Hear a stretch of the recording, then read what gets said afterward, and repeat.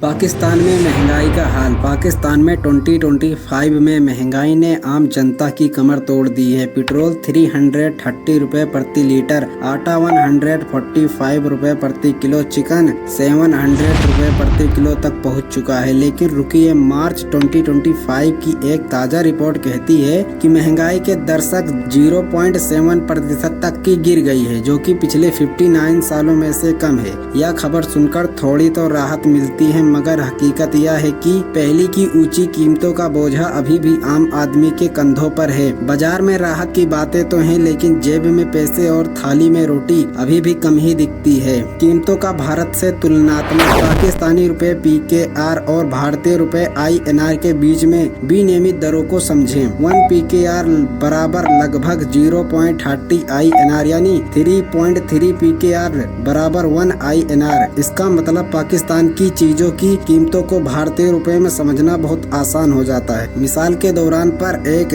बेशक Suzuki Alto car की कीमत पाकिस्तान में 28 लाख रुपए PKR है, जो भारतीय रुपए में लगभग 8.5 लाख INR बनता है। अब सोचिए, जब एक मजदूर की मासिक कमाई 30 से 40 हजार PKR लगभग 9 से 12 हजार INR है, तो ऐसे में ऐसी कार खरीदना किसी सपने से कम नहीं है। रोज की चीजों की कीमत: चाय का कप 50 PKR करीब 15 INR, दूध 1 लीटर 200 PKR करीब 16 INR, यानी छोटी छोटी चीज भी आम आदमी के जेबों पर भारी पड़ती है। कुल मिलाकर पाकिस्तान में आमदनी कम है और चीज महंगी है, जबकि भारत में आमदनी थोड़ा बेहतर है और चीजें सस्ते में मिल जाती हैं। इसी वजह से पाकिस्तान के आम लोगों के लिए जिंदगी और भी मुश्किल हो जाती है। पाकिस्तान पर भारी कर्जा है, जिसे चुकाने के लिए बार बार IMF की मदद लेनी पड़ती है, यानी अंतर्राष्ट्रीय मुद्रा कोष की मदद लेनी पड़ती है। लेकिन IMF की मदद मुफ्त में नहीं मिलती। इसके बदले में IMF कई सख्त शर्तें लगाता है, जिनका असर सीधा आम जनता के जेबों पर पड़ता है। आइए इसे और बेहतरीन तरीके से समझते हैं।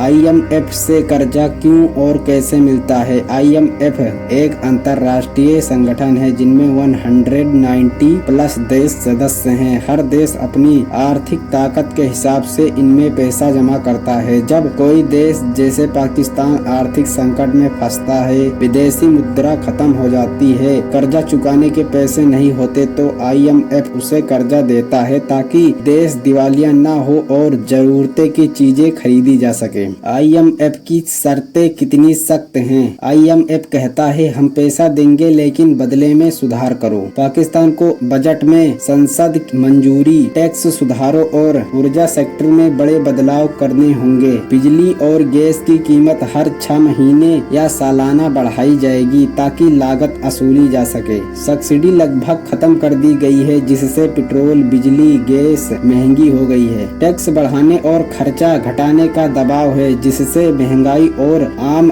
आदमी की मुश्किल बढ़ती है। पाकिस्तान कर्जा कैसे लौटाता है? टैक्स बढ़ाकर, आम जनता से वसूली करके, सरकारी खर्चा कम करके, कभी कभी नया कर्जा लेने के लिए पुराने कर्जे का भुगतान करके, जिससे कर्जा का चक्र ऐसे चलता रहता है। IMF की शर्तों का असर: महंगाई बढ़ी है, बिजली गैस महंगी हुई है और आम आदमी की जेब पर सीधा असर पड़ता है। सरकार को ऊर्जा सेक्टर की नीतियों में सुधार, टैक्स कलेक्शन बढ़ाना और सरकारी कंपनियों में सुधार करना जरूरी है। निष्कर्ष: IMF की मदद पाकिस्तान की आर्थिक सहायता सुधारने के लिए, लेकिन इसकी शर्तों का बोझा आम जनता को उठाना पड़ता है। कर्जा का यह चक्र तब तक चलता रहेगा जब तक देश की अपनी कमाई का उत्पादन नहीं बढ़ता। बुनियादी जरूरतें और पशुपालन का सहारा: जब बाजार में सब कुछ महंगा हो तो लोग वापस पुराने तरीकों की ओर मुड़ रहे हैं। सस्ती सब्जियां, दालें और घरेलू पशुपालन अब कई परिवारों का सहारा बन चुके हैं। गाय, बकरी, भैंस और मुर्गी जैसे पशु न सिर्फ दूध और मांस देते हैं, बल्कि ग्रामीण इलाकों में आजीविका का बड़ा स्रोत भी है।